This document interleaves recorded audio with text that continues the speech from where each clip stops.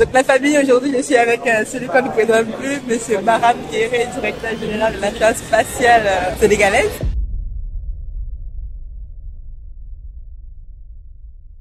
Toujours l'Afrique derrière le dos pour représenter le continent. Je voulais vous donner un peu le programme justement des intervenants. Vous allez le voir ici. Bon, quand vous voulez apprendre tout sur l'espace spatial, ça se passe ici. Toulouse, c'est la capitale européenne de l'espace. En tout cas, je laisse avec cette magnifique vue, l'acte espace, et je vous retrouve à l'intérieur. Let's go!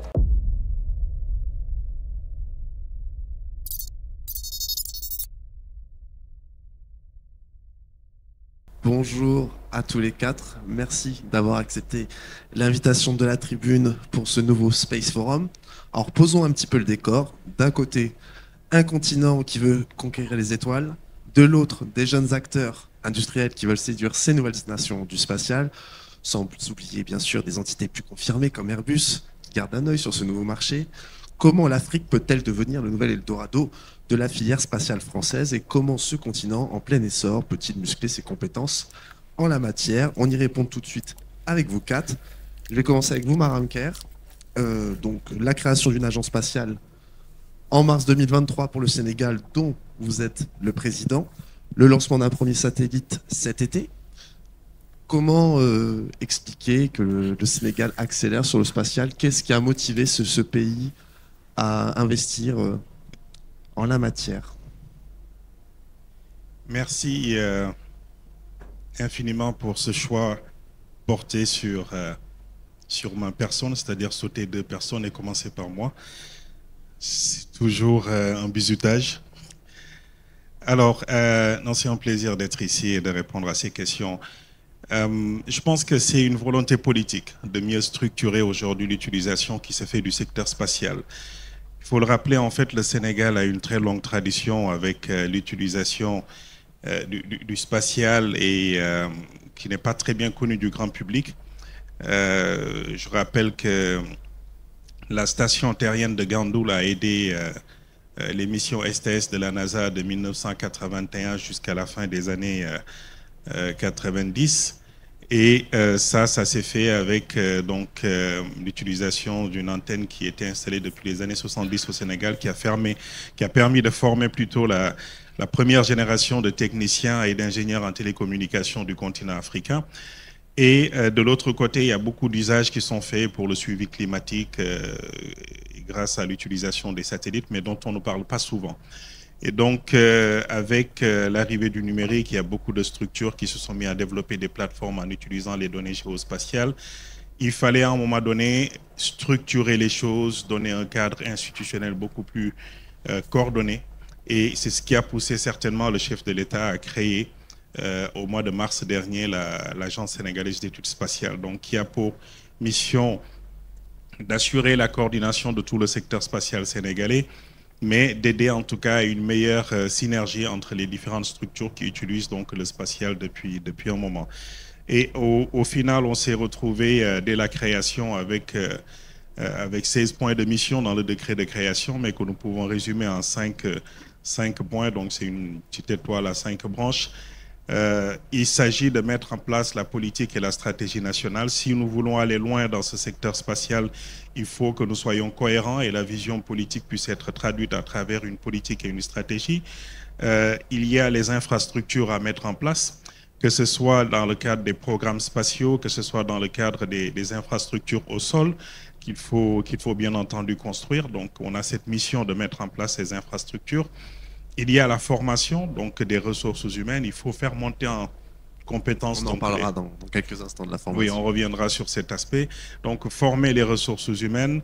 Il y a la space diplomatie, parce que quand aujourd'hui vous vous lancez dans le spatial, c'est un secteur qui est extrêmement coopératif, collaboratif, et nous n'avons pas l'ambition de faire les choses seuls. On y va avec des partenaires, et ça se fait à l'international. Donc, le Sénégal participe aujourd'hui à beaucoup de programmes comme l'UNOSA, le COPIOS et autres. Nous avons cette volonté de renforcer la position au niveau international donc du Sénégal grâce à la mission de l'Agence spatiale. Et pour finir sur ces missions, l'animation et le développement d'un écosystème. Aujourd'hui, le spatial, pour nous, ce n'est pas juste un luxe, c'est une vocation que nous avons d'en faire un levier de croissance économique. C'est une économie qui doit se mettre en place. Et par rapport à ça, il y a tout un écosystème à mettre en place, à animer. Et ça passe par non seulement le développement de ces startups, mais également une bonne communication pour faire comprendre aux populations. Parce que ça également, c'est un aspect qui est extrêmement critique et extrêmement important. Faire comprendre aux populations que si un pays en voie de développement comme le Sénégal se lance dans le spatial, ce n'est pas de l'argent qu'on jette à la fenêtre, mais c'est au contraire pour apporter des réponses immédiates aux besoins de ces populations et aux priorités de développement que l'on se fixe, que ce soit dans notre plan de développement national, le plan Sénégal émergent, aujourd'hui le programme Jubel Jubanti avec le nouveau gouvernement qui est mis en place, mais également qui vient s'adosser à l'agenda 2063 du continent africain et au final aux objectifs de développement durable. Donc c'est cet environnement qui a fait qu'il y ait cette prise de conscience au niveau national, qu'il fallait que le spatial soit mieux structuré à travers donc, la coordination d'une agence. Mais derrière, c'est pour rejoindre également une ambition africaine, et on reviendra sur ça un peu plus tard, le continent africain qui a pris conscience que le spatial n'est plus réservé qu'aux autres, que le spatial ne coûte plus aussi cher qu'on le disait il y a un temps, mais que le spatial n'est pas du tout détaché à nos priorités. Et je rappelais souvent dans des interventions passées que quand on regarde la carte des pays aujourd'hui qui sont les plus avancés dans l'atteinte des objectifs de développement durable, c'est des pays qui ont énormément misé sur le spatial. En Afrique, on a toujours pensé que c'était pour les autres. Et quand il s'agit de développement maintenant par rapport à la santé, l'éducation, l'agriculture et autres, on se demande pourquoi on est en retard. Mais c'est parce qu'on a laissé peut-être un segment qui est critique, c'est le spatial, et cette prise de conscience se fait. Le Sénégal a fait cette prise de conscience, et ce qui amène à la création de l'ASES depuis 1 an et demi. Merci beaucoup pour cet éclairage, Madame Kerr. Même question un petit peu pour vous, Yaya Sylla, je rappelle, vous êtes président de SA Analytics. Comme le disait votre voisin, on est au début de l'histoire africaine dans le spatial, une poignée de satellites mis en orbite, quelques nations qui ont une agence similaire à celle du Sénégal.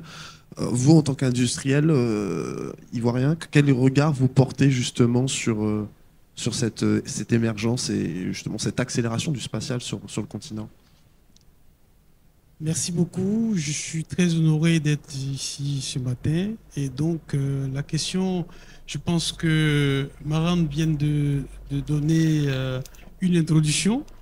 Et donc, le spatial en Afrique et principalement en Côte d'Ivoire, donc je peux dire que c'est répondre à plusieurs problématiques. Et donc des problématiques d'ordre sécuritaire, des problématiques de connaissance Voilà, c'est mieux comme ça. Voilà. Donc je disais que c'est pour répondre à plusieurs problématiques. Déjà, nous, intégrés dans nos priorités, nous avons intégré le spatial dès le début, car le spatial, en fait, en plus des activités de SA Analytique International, qui est basée uniquement que sur l'analyse des données, l'intelligence artificielle et la cybersécurité, nous avons intégré le spatial. Pourquoi? Parce que aujourd'hui, si je prends le cas de la Côte d'Ivoire, il y a plusieurs problématiques dont les attentes sont très très fortes, et notamment la lutte contre la pêche illégale, la connaissance du territoire, la protection du territoire. Et tout ceci amène justement à pouvoir se lancer dans cet élan vers une nouvelle technologie qui est vraiment le spatial. Et donc, en plus de cela, l'aventure spatiale, c'est déjà disposer des informations dont nous avons besoin pour prendre les décisions les plus opportunes à plusieurs niveaux. Et les niveaux, notamment au niveau du développement économique, l'agriculture en est un point, et aussi et surtout l'éducation. Et donc, aujourd'hui, le spatial, il y a un engouement, ce n'est pas seulement en Côte d'Ivoire. On a vu récemment la création de l'agence spatiale sénégalaise. Et le gouvernement ivoirien n'est pas sans reste. Et donc, l'agence spatiale ivoirienne est en cours de mise en route. Et donc, et tout cela avec l'intérêt et l'écosystème conjointe en appelant le secteur privé que nous sommes en tant qu'industriels et techniciens, nous apportons notre élément dans cet écosystème pour justement amener des réponses aux questions posées par l'État, surtout dans le plan de Côte d'Ivoire 2025-2030. Et l'apport des technologies du spatial est vraiment prioritaire dans ce plan. C'est bon? Ah, je croyais que vous vouliez rajouter quelque chose, pardon. Non, j'étais en train de parler de ce point, donc je voulais dire aussi, et surtout le spatial, c'est enfin pouvoir planifier notre développement, y compris urbain. Donc il y a tout ce qui concerne les villes durables. Il y a tout ce qui concerne les problématiques d'assainissement qui sont prises en compte. Et donc, le spatial, aujourd'hui, en Côte d'Ivoire, est une nouvelle technologie qui va justement apporter des éléments de décision au niveau de l'État. Et donc, je suis d'accord avec Maham, ce n'est pas seulement de l'argent jeté par la fenêtre, mais c'est surtout participer au développement économique du pays. Bon, c'est très intéressant ce que vous dites tous les deux. Au final, voilà, vous dites c'est pas un luxe, le spatial, c'est primordial pour assurer votre développement sur la question de la sécurité, la pêche illégale, le développement du territoire, tout ce qui est en lien avec l'environnement. Justement, on va exposer un petit peu les solutions, tout d'abord avec vous, Philippe Pham. Je le rappelle, vous êtes responsable des systèmes télécom et navigation pour Airbus Defence and Space. En termes d'activité, aujourd'hui, que représente le continent africain pour ADS sur le volet spatial et quels sont les pays que vous voyez émerger dans votre radar? Bon, il y en a deux à côté de vous, mais est-ce que vous voyez d'autres signaux faibles ou plus forts justement sur cette effervescence qui concerne le continent africain au niveau du spatial? Oui, clairement, un signal fort, très fort. Historiquement, on a une tradition avec l'Afrique, en tout cas Airbus Defence and Space, que ce soit dans le domaine des télécommunications ou dans le domaine de l'observation de la Terre. On a eu plusieurs programmes avec l'Égypte, Algérie, Maroc, Nigeria. Je compte notre filiale SSTL qui est en Angleterre aussi, qui fait des petits satellites d'observation de la Terre. Donc une tradition, à la fois sur la partie satellite et télécommunications et observation de la Terre, un peu dual défense, mais aussi dans le domaine, parce que j'ai pas mal travaillé dans l'observation de la Terre, dans le domaine de l'imagerie satellitaire, historiquement aussi, et Spot Image, puis Airbus Intelligence, a un réseau très important en Afrique d'utilisateurs, avec des stations de réception, avec un réseau de clients institutionnels très important, justement, pour acquérir, utiliser, distribuer en interne dans chacun des pays les données d'observation de la Terre, en particulier optique, mais pas que. Donc une tradition très importante. Je vois aussi effectivement une émergence de demandes et d'intérêts beaucoup plus grands, avec la création des agences nationales, mais aussi de l'Agence spatiale africaine, avec beaucoup d'intérêt d'un certain nombre de pays. J'ai en particulier pas mal travaillé avec l'Angola ou avec quelques autres pays comme le Nigeria. Donc on voit l'émergence effectivement de plus en plus d'intérêts et de demandes. Ça a été, je dirais, abordé par mes deux collègues. En fait, on peut commencer directement effectivement par l'aval. Besoin de données, besoin d'applications. On a parlé de l'agriculture, les télécommunications. C'est franchir, je dirais, un saut technologique et d'utilisation dans les grands domaines de l'observation de la Terre et des télécommunications pour donner accès au plus grand nombre aux télécoms. Je crois qu'aujourd'hui, il y a un tiers de la population seulement qui est connectée ou qui est connectée à des accès broadband. Et sur l'observation de la Terre, bien sûr, le continent africain a besoin d'énormément de data pour, on l'a dit, la sécurité, l'agriculture, surveillance maritime, surveillance des frontières et toutes ces grandes applications.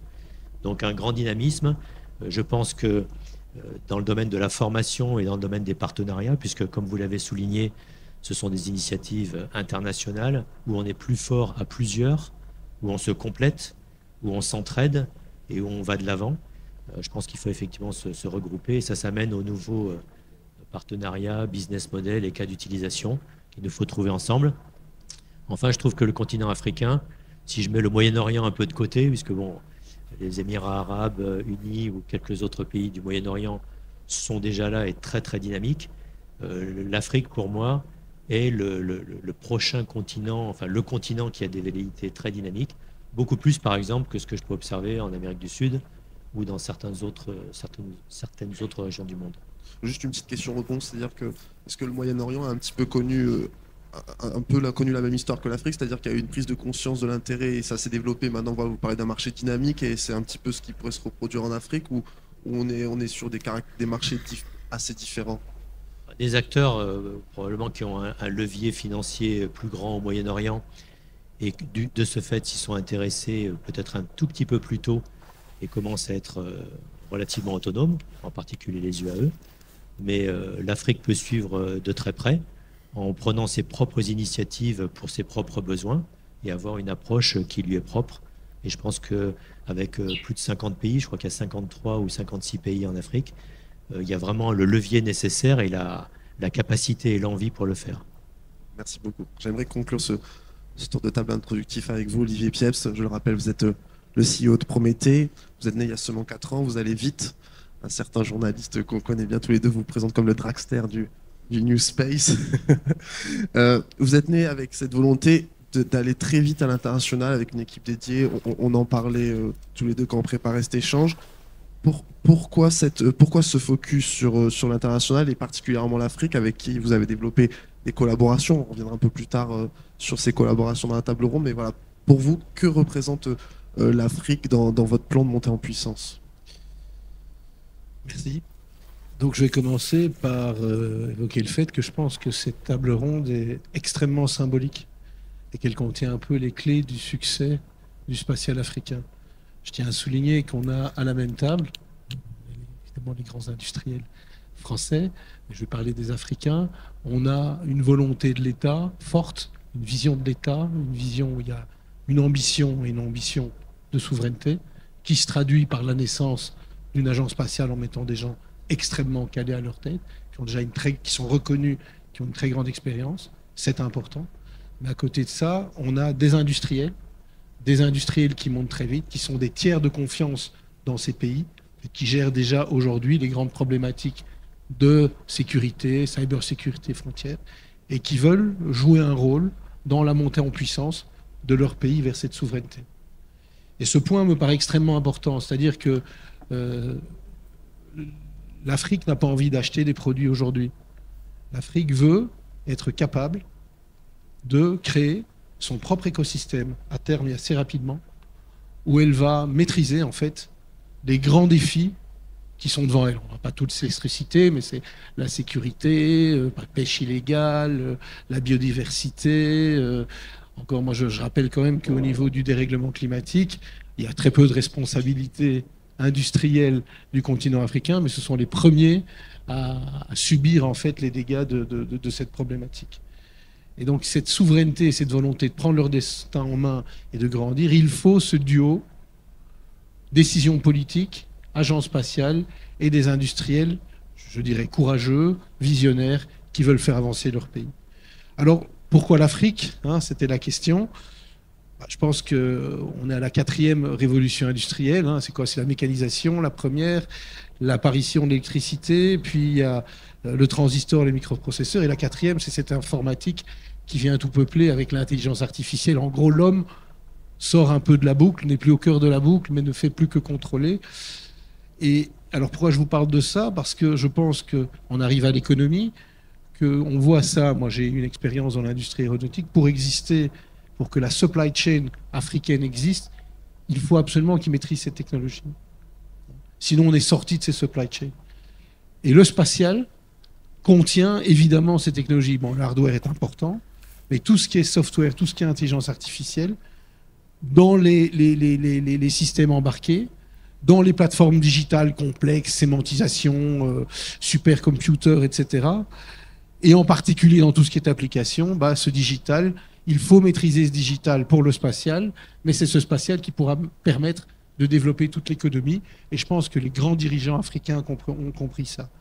D'autre part, je parlais de la problématique environnementale qui touche le pays. Et puis on sait très bien que la sécurité, c'est fondamental. Comment faire pour désenclaver les territoires?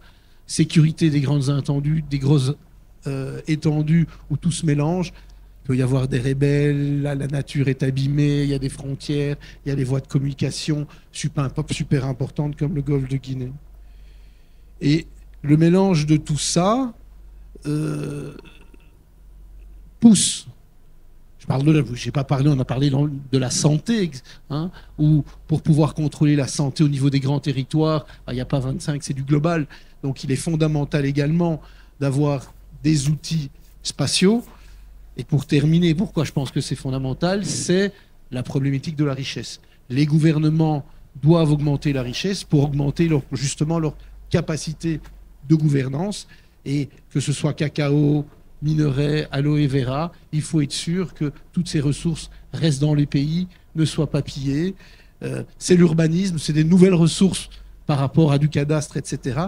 Donc le spatial devient clé pour le pays, clé dans une vision de souveraineté, d'autonomie, de partenariat. Alors, pour répondre un petit peu justement aux enjeux évoqués par Olivier Pieps, Yaya Sia, je crois que depuis 2 ans, vous travaillez avec Prométhée, il y a une collaboration qui a été ficelée entre vos 2 entités. Qu'est-ce que vous pouvez nous dire sur, justement sur cette collaboration et qui est venu chercher l'autre? Une très bonne question. Et donc, ça, Analytique International a été créé en 2019. Et 2019, très rapidement, nous avons été partenaires de l'État de Côte d'Ivoire et également du secteur privé en créant de la valeur, en formant également des ingénieurs de très très haut niveau et au niveau de l'intelligence artificielle. Et donc, par rapport à ça, il s'est montré rapidement qu'il fallait mettre en place, développer le partenariat et accentuer sur nos capacités en termes de recherche et développement, en réduisant également les coûts. Et donc, nous avons pris ce pari de pouvoir accentuer une coopération, déjà la coopération sud-sud et sud-nord.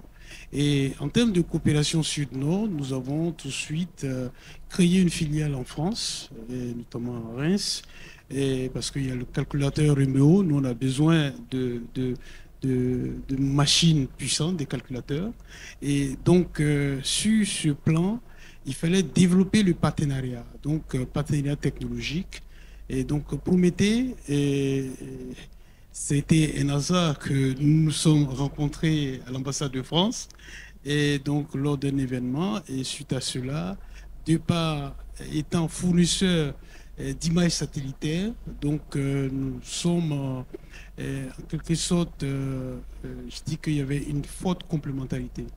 Nous sommes spécialisés dans tout ce qui concerne la data analytique et tout ce qui concerne la détection d'anomalies. Et donc, ayant des images, pour nous, mettre en place un centre d'imagerie était naturel avec ce partenariat. Et je ne voulais pas qu'il y ait un partenariat, surtout sur papier, partenariat. Nous avons fait un cap, un pari, de prendre part au niveau actionnariat de Prométhée, et pour justement accentuer la partie transfert technologique vers l'Afrique, surtout vers la Côte d'Ivoire. Et donc, dans ce cadre-là, nous, avec Prométhée, nous avons mis en place une politique, justement, de pouvoir présenter les solutions gagnant-gagnant à l'État du Côte d'Ivoire et surtout appeler à construire un centre d'imagerie satellitaire à Abidjan, en Côte d'Ivoire, pour pouvoir accentuer ce partenariat gagnant-gagnant. Justement, en clôture de la table ronde, on verra, mais vous allez accentuer encore plus ce partenariat, et j'aimerais qu'après on accentue un peu plus aussi cet aspect gagnant-gagnant que vous défendez chèrement. Maram Kéré, pour revenir du coup sur le Sénégal, la Côte d'Ivoire, quelle stratégie vous avez, quel schéma de montée en puissance vous avez défini pour votre agence sur les 5-10 ans à venir? Comment vous voyez l'avenir du spatial au Sénégal? On évoquera dans quelques instants une collaboration que vous avez signé en grande pompe avec Prométhée en début d'année. Mais voilà, quel est un peu le plan de montée en puissance que vous avez pour le spatial sénégalais? Alors, déjà, comment nous voyons cet avenir? Je pense qu'il n'y a pas 10 000 options. En fait, c'est un avenir pour nous qui ne peut qu'être radieux, parce qu'on ne rentre pas dans le spatial, en fait, tout à l'heure on le disait, pour être un spectateur. Nous sommes là pour être des acteurs, et quand on se fixe des ambitions, on essaie de mettre la barre le plus haut possible, et c'est ce que le Sénégal essaie de faire aujourd'hui. Sur notre roadmap, donc la feuille de route pour les 5-10 prochaines années, je le disais tout à l'heure, il y a des priorités qui sont là. Il faut bien structurer en fait le secteur spatial au niveau du Sénégal, et dès l'année prochaine, donc nous allons travailler sur le plan stratégique de développement qui a déjà même été entamé. On est avec le cabinet PwC pour définir au moins pour les 15 prochaines années là où l'orientation que nous aurons de façon stratégique par rapport au secteur spatial. Au niveau des infrastructures, il y a pas mal de dossiers qui sont sur la table. La construction du premier AIT, donc le centre d'assemblage, d'intégration et de test de microsatellites, donc qui est prévu pour 2025 également. Renforcer les programmes spatiaux sur lesquels nous sommes avec le lancement du premier satellite qui a été fait au mois d'août dernier. Nous sommes donc sur la première constellation avec Prométhée, et nous espérons que les 2 premiers pourront commencer à voir le jour à partir de 2025. Donc le dossier est en instruction actuellement. Et cette constellation, donc, qui comprendrait entre 7 à 8 satellites au final, devrait être disponible pour 2028. Une première sonde en orbite lunaire, donc ça c'est prévu également pour l'horizon 2030, et nous sommes déjà en train de travailler dessus avec des partenaires. Ce que nous souhaitons aujourd'hui, c'est que tout ce qui est infrastructure au sol puisse être disponible à partir de l'année prochaine. Et dans ce cadre, le Sénégal a peut-être choisi une option qui n'est pas très commune, mais qui est à l'image de ce que Toulouse représente aujourd'hui pour l'Europe. C'est la mise en place d'une Space Valley. Et ça, on est en train de travailler sur ce projet. C'est un projet d'envergure. On considère que notre option n'est pas l'acquisition d'un satellite ou la mise en orbite d'un satellite et de s'enorgueillir. Pour nous, c'est faire en sorte que les générations futures puissent avoir cette ambition pour le spatial, rêver l'espace, pouvoir être formés dans leur propre pays et travailler dans leur propre pays. Et pour ce faire, donc, la construction de cette Space Valley, qui sera une sorte de Silicon Valley d'un côté ou de Toulouse pour l'Europe, va concentrer toute l'activité spatiale du Sénégal. Donc il y aura dans cette zone le siège de l'agence spatiale, les centres de recherche-développement, il y aura les centres d'incubation, les data centers qui seront là-bas. Et le projet avance, donc c'est sur la table actuellement du président de la République. Et nous espérons pouvoir démarrer ce projet également à partir de l'année prochaine. Donc l'industrie, l'innovation et toute la partie recherche du secteur spatial, l'économie que nous espérons générer va être concentrée dans cette zone. Et à partir de là, nous aurons des décentralisations de certains centres. Par exemple, sur le segment recherche, il est prévu l'installation du premier observatoire en astronomie et astrophysique au niveau de la région sud-est, donc à Kédougou. On a déjà fait l'acquisition d'un premier télescope donc, qui devrait aller là-bas. Et la question qui concerne la surveillance de l'espace également, c'est au cœur de nos priorités aujourd'hui. Et cette zone de Kédougou, où nous avons les meilleurs reliefs du Sénégal pour installer ces observatoires, est également pressentie pour pouvoir accueillir les premiers dispositifs pour la surveillance de l'espace. Donc nous sommes vraiment très focus, très orientés actuellement infrastructure au sol qui nous permettent de pouvoir pérenniser ce projet spatial. Les programmes spatiaux donc, dont je parlais avec Prométhée et d'autres qui sont en cours. Ce qui a été dit, nous le partageons parfaitement, l'utilisation du spatial par rapport à ces urgences que nous avons pour l'agriculture. Par exemple, il y a 2 programmes qui sont en cours de développement et soutenus par la Banque ouest-africaine de développement. Un, c'est pour l'agriculture, d'autres, c'est pour la gestion de la transhumance. Avec Prométhée, nous irons sur la surveillance maritime, par exemple, qui est une extrême urgence, pas seulement pour la pêche illégale, mais le Sénégal aujourd'hui est rentré dans le club des pays producteurs de pétrole et de gaz. Ces plateformes en haute mer, il faut qu'on puisse arriver à les surveiller. Mais quand vous quittez certaines zones de l'Amérique latine, vous rentrez vers le continent africain, la porte d'entrée, c'est le Sénégal. C'est le point le plus à l'ouest de tout le continent. Et tout ce qui est trafic, en fait, doit être monitoré, doit être surveillé également. Donc, nous avons cette vocation d'accompagner le gouvernement dans la mise en place de solutions pour la surveillance maritime. C'est une de nos urgences. Voilà, donc les applications, la montée en puissance également des ressources humaines. Tout ce que nous faisons, c'est pour que ce transfert de compétences également puisse se faire. Comme je le disais, l'objectif n'est pas de former des jeunes qui quittent le pays, n'est pas d'envoyer les jeunes se faire former et qui ne rentrent jamais. C'est de mettre en place effectivement tout le dispositif nécessaire pour que les choses se mettent en place. Et sur les 10 prochaines années, nous mettrons l'accent donc sur les infrastructures, les applications, produits et services, et au final la formation des ressources humaines. Très bien. Pour rebondir sur ce qui a été dit par Abraham Kerr, Olivier Pieps, qu'est-ce que vous pouvez nous dire sur justement cette collaboration avec l'agence sénégalaise du spatial? Concrètement, comment vous voyez comment vous dessinez, vous voyez cette constellation pour ce pays? Est-ce que vous pensez que justement le fait que vous soyez un acteur du New Space a pesé lourd dans la balance au moment où justement l'agence devait choisir son prestataire, entre guillemets, son partenaire industriel? Quels sont les arguments selon vous qui ont pu faire mouche? Alors tout d'abord, la vision sénégalaise qui a été arrêtée au plus haut niveau de l'État est extrêmement cohérente. On parle d'avoir le grand cœur du digital africain à Dakar, dans lequel vient s'intégrer, tu parlais d'une Space City, puisqu'évidemment le spatial, surtout l'observation de la Terre, mais pas seulement, il faut avoir toute la capacité de calcul et de gestion des données. Vous voyez comme c'est important aussi. Tout de suite dans nos discussions, on avait dit les données où évidemment on parle de souveraineté. Ça veut dire que la donnée doit être pilotée, maîtrisée et stockée par des Africains en Afrique. Sinon, quelle souveraineté il y a? Donc nous, on nous a demandé d'entrer on a eu la chance dans ces discussions, une vision justement que je parle de souveraineté collaborative, c'est-à-dire extrêmement rapidement. On va mettre en place des systèmes extrêmement performants. Je parle aujourd'hui, c'était formidable, ça a fait un bruit quasi planétaire.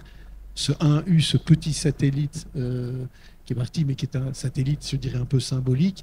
Et de là, on va tout de suite partir vers des constellations qui ont des performances que très peu de pays ont aujourd'hui. Donc, dans cette souveraineté, c'est gérer en autonome toutes les grandes problématiques qu'on a parlé. Et nous, ce qu'on apporte, Prométhée, par rapport à ça, c'est la maîtrise du temps. Vous savez que Copernicus, c'est de l'information, c'est un outil extraordinaire. Mais ce sont des informations tous les 5 jours. Les satellites patrimoniaux, c'est plutôt de l'ordre de la journée. Et nous, l'objectif, c'est d'aller que les pays africains, très rapidement, peuvent aller à l'heure. Et donc, on fait un saut quantique avec eux. Et le avec eux est important. Je vais passer, c'était Marat, mais on a déjà, avec l'industriel Saanalytics, des gens qui sont en France. On va partager, on travaille ensemble à Aix, on a des échanges. Nous, on va mettre des gens... En fait, les équipes vont vraiment se mélanger et on va progresser parce que c'est l'idée que on est un écosystème encore en formation en France, le New Space, les constellations de satellites, on est en train de grandir et l'idée, c'est de grandir en parallèle en travaillant ensemble. Et ça donne énormément de confiance parce que c'est un vrai partage. Grandir ensemble, c'est un vrai partage, c'est le partage de connaissances.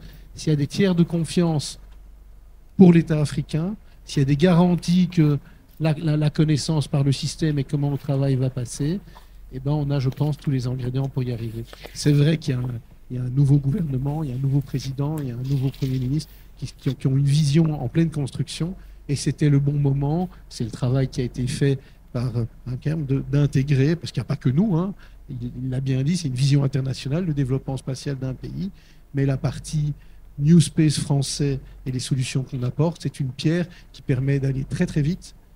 On est très inclusif et en apportant cette souveraineté, donc on peut avancer très très vite. Voilà.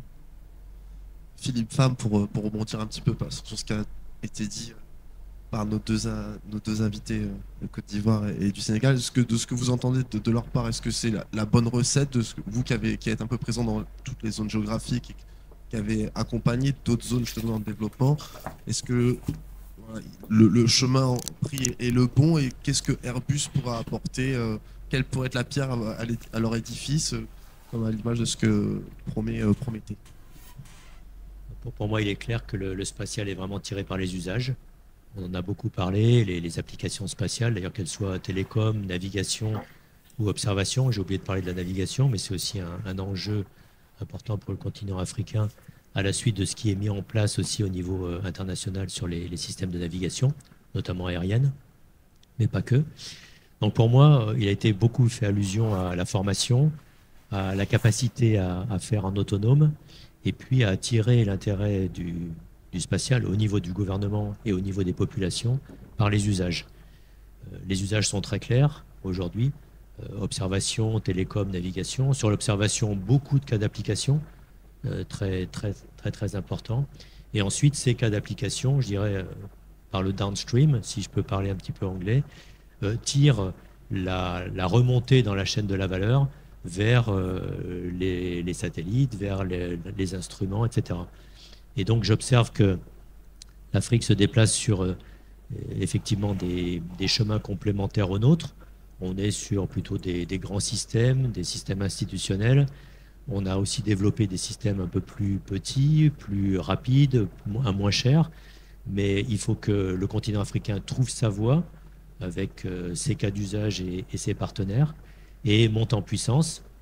Moi, je pense que ça prend effectivement un certain temps puisque les challenges sont plus simples à franchir au sol, donc développement d'une infrastructure, formation très importante, capacité à héberger les données, à traiter les données. On a parlé de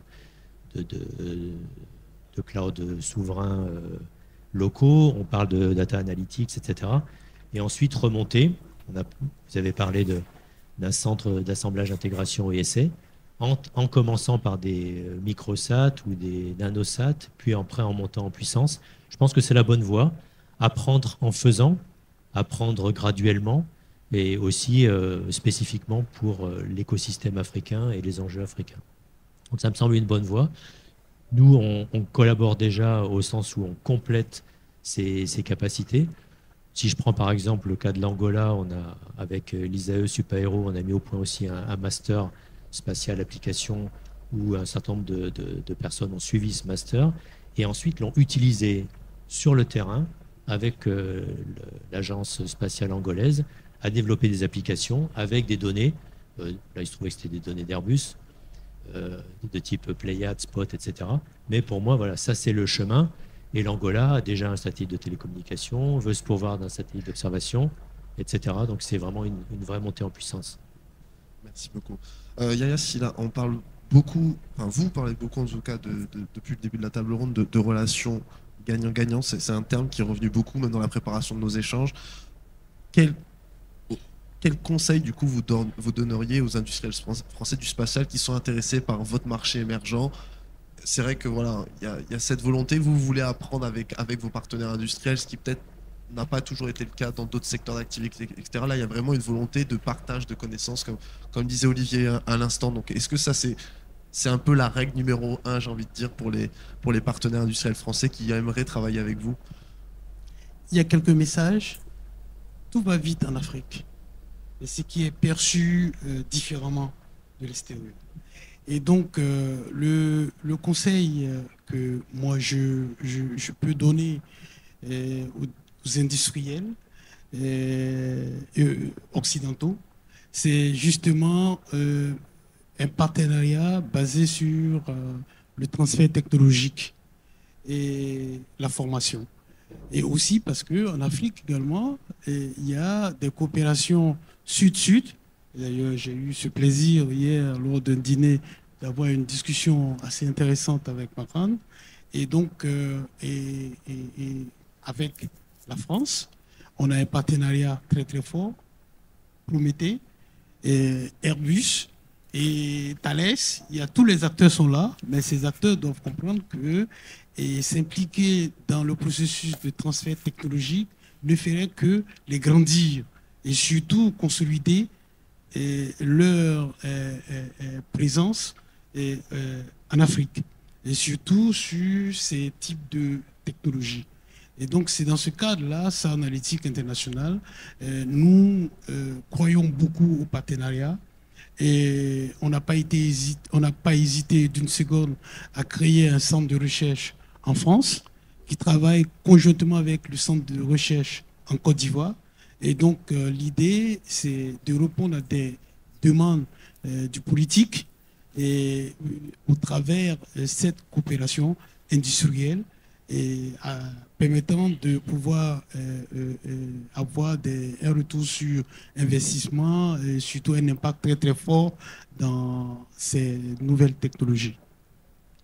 Maram Kiré, j'aimerais aussi vous entendre sur cette question de cette relation, ce besoin de relation gagnant-gagnant. Tout à l'heure, vous parlez de formation. Est-ce que justement les acteurs industriels français pourraient aussi vous accompagner sur ce volet formation qui est clé quand on est une nation émergente dans le spatial? Oui, et pas que le volet formation, en fait. Je pense que là où nous en sommes aujourd'hui, on a besoin de tous les partenaires, des meilleurs, en fait, dans chaque segment. Je voudrais juste attirer l'attention sur le fait que la perception que nous avons de cette collaboration a beaucoup changé depuis les dernières années. Ne serait-ce que sur le titre de ce panel, en fait. C'est un petit détail, mais qui a tout son sens. On parle de l'Afrique comme nouvelle Eldorado. Et quand vous demandez au dictionnaire ce que c'est qu'Eldorado, en fait, ils vont vous dire que c'est un endroit mythique où il y a énormément d'or et ainsi de suite. Et quand vous présentez ça au continent africain, vous avez des jeunes qui sont très ambitieux, qui sont formés, qui ont besoin d'être challengés. Vous présentez leur continent comme étant un Eldorado, un endroit où il y a beaucoup d'or et que les partenaires viennent se ruer sur cet or. Ça nous rappelle en fait cette image du western où les gens viennent prendre toutes les ressources et repartir. Et c'est pas ce que l'Afrique attend. Je vous rassure, c'est pas du tout l'image qu'on voulait donner. Et c'est ça en fait, la subtilité des mots, de la remarque. La subtilité des mots et comment après c'est interprété de l'autre côté. Donc aujourd'hui, ce que nous souhaitons voir dans le cadre de cette collaboration, c'est oui, le continent africain a un potentiel immense. Nous allons grandir ensemble, nous allons travailler main dans la main et que ce soit un partenariat gagnant-gagnant. C'est comme ça qu'il faut voir les choses. Mais bien entendu, quand on laisse à chacun l'interprétation des termes, il y aura toujours quelqu'un qui va aller taper sur Google qu'est-ce que ça veut dire Eldorado. Il va se dire, OK, donc c'est une ruée vers l'or. La réalité, c'est quoi aujourd'hui? Olivier a parlé des 4 révolutions. Nous allons résumer ça autrement. Il y a une révolution industrielle et l'Afrique n'a pas été présente à la table de cette révolution industrielle. Il y a eu la révolution de l'électronique. Et aujourd'hui, énormément de ressources du sous-sol africain permettent en fait de fabriquer ces composants qui sont aujourd'hui dans vos smartphones, dans vos téléviseurs, dans vos micros et ainsi de suite. La révolution du numérique est actuellement en marche. Et on a un taux de pénétration incroyablement élevé aujourd'hui du smartphone, par exemple, en Afrique, de façon générale. Que ce soit l'éleveur, que ce soit le cultivateur, dans les coins les plus relevés, dans les coins les plus éloignés, ils ont tous un smartphone entre les mains. Donc c'est un potentiel immense pour nous d'introduire des solutions, des plateformes qui puissent changer le quotidien de ces personnes. Donc on est en train de suivre cette révolution du numérique avec beaucoup d'attention, on est même dedans. Et la 4e pour moi, en fait, c'est le spatial. Ce train est en train de siffler et l'Afrique n'a pas vocation à rester à marge de cette révolution. On veut être des acteurs. Plus de 40 satellites ont été lancés ces 20 dernières années. On parle d'une économie qui devrait, sur le continent, être autour de 25 milliards de dollars d'ici 2025-2026. C'est un potentiel immense. Mais la subtilité, c'est comment nous allons présenter les choses, c'est comment nous allons introduire cette collaboration. Si nous arrivons à faire comprendre aujourd'hui aux Africains que pour les générations futures, le spatial sera au cœur de notre développement, c'est l'ADN même de notre développement, et que les partenaires sont là pour accompagner ce développement, mais pas pour faire des one-shots, je pense qu'on pourra gagner quelque chose. Et c'est pour ça que je dis qu'il faut vraiment, avec beaucoup de subtilité, choisir comment nous présentons cette collaboration. Il faut que ce soit du gagnant-gagnant. L'Afrique est prête pour cette révolution du spatial. L'Afrique a l'ambition d'être actrice et l'Afrique a envie de collaborer avec les meilleurs partenaires.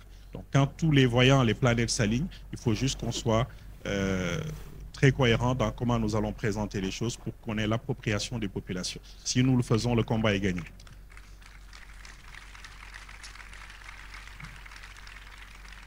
Je vais laisser Olivier Pieps réagir et je donnerai le mot de la fin à Philippe Pham. Sur l'Eldorado, je pense qu'il faut se rappeler que la population africaine est digital native, comme on dit. Hein, donc en effet, je crois qu'on m'a même dit qu'il y a 1,8 portables par Afrique. C'est-à-dire qu'il n'y en a pas un, il y en a quasi deux. Hein. Et je pense que c'est un Eldorado. L'Afrique est un Eldorado parce qu'on sera capable de développer en Afrique des formidables solutions pour tous les défis africains. On en a parlé beaucoup.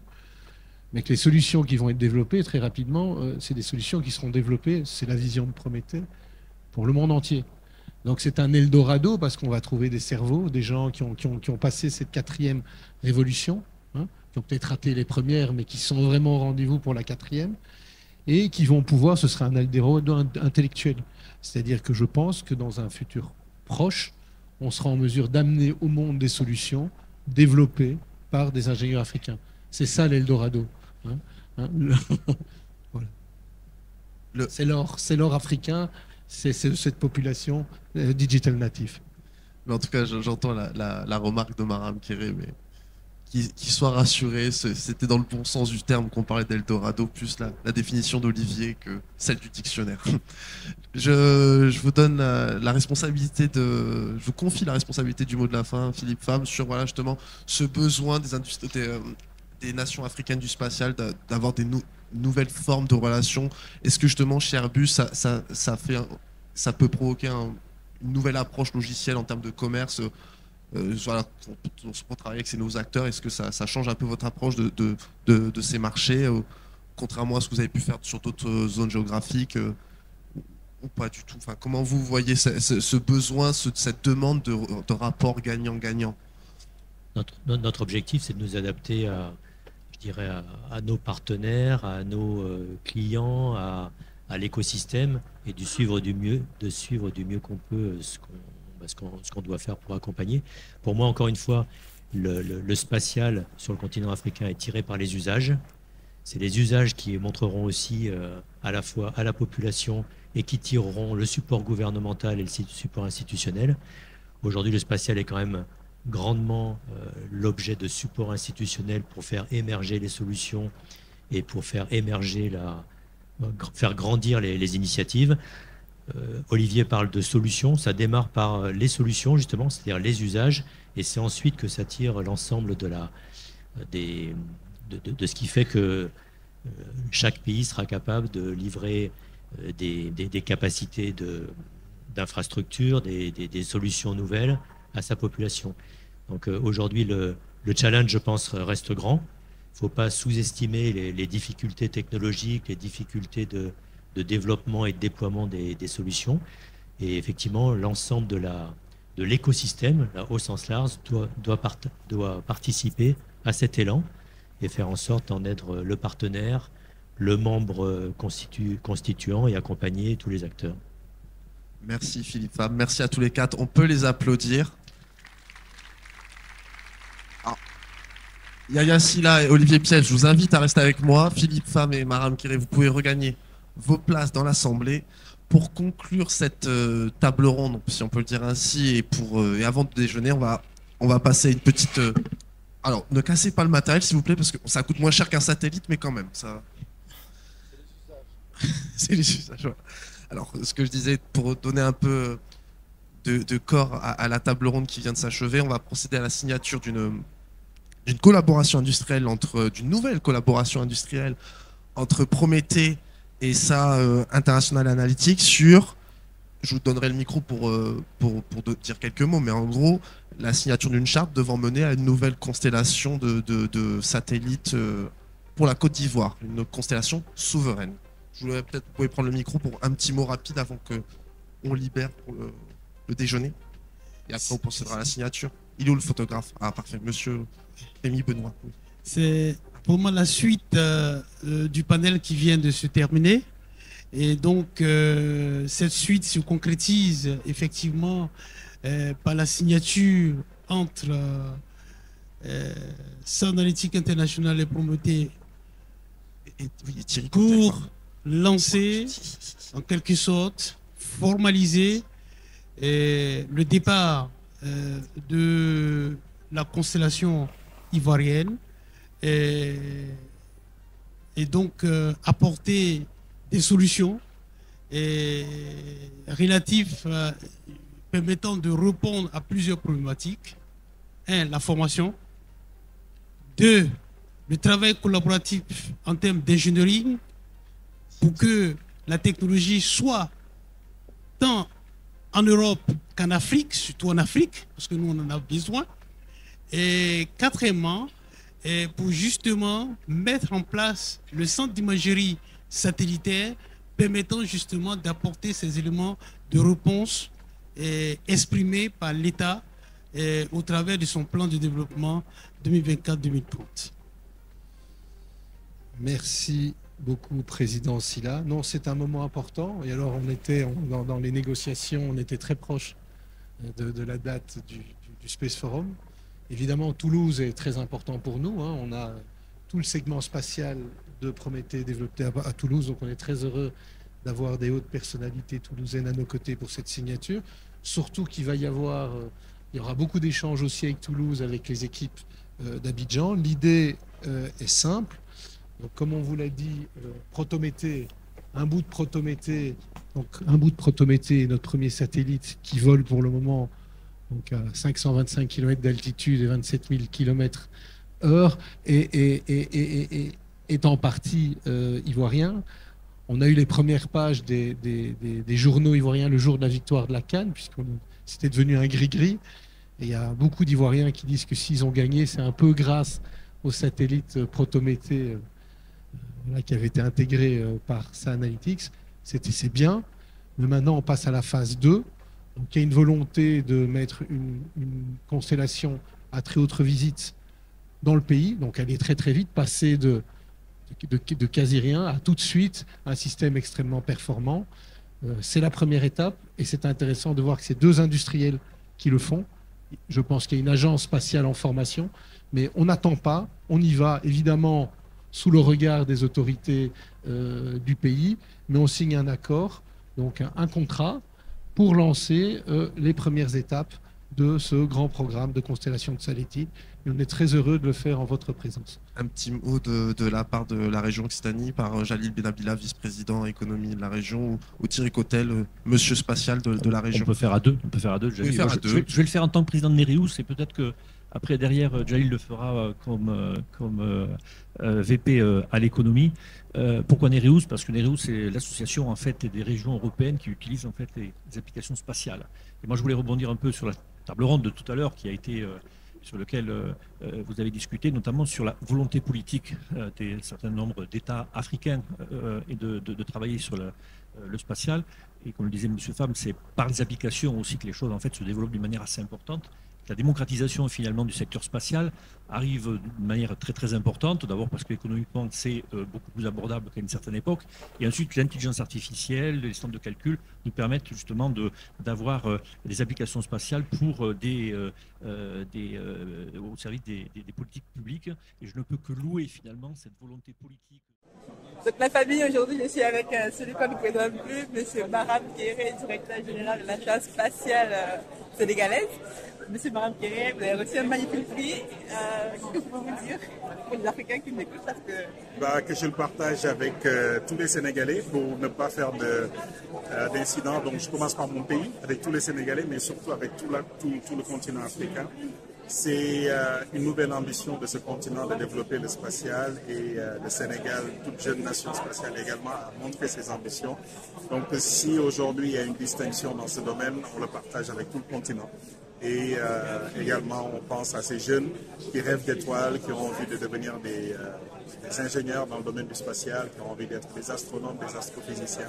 On le partage avec toute la jeune génération africaine.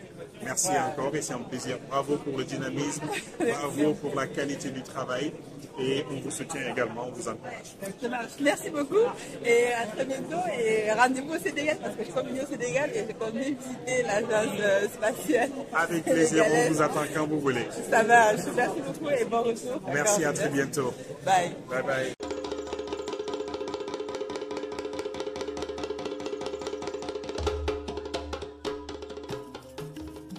Bienvenue chez Africa Food Industry, votre partenaire de confiance pour une alimentation saine et de qualité. Situé au Cameroun en périphérie de Yaoundé, notre site de production en pleine nature est dédié à l'élevage, à la production et à la transformation responsable des poissons les plus frais. Chez Africa Food Industry, nous élevons et transformons une variété de poissons, notamment le silure, la carpe et le tilapia, dans le respect de l'environnement et du bien-être animal. Nos processus d'élevage rigoureux garantissent que chaque poisson est traité avec le plus grand soin, du moment de la capture à son arrivée sur votre table.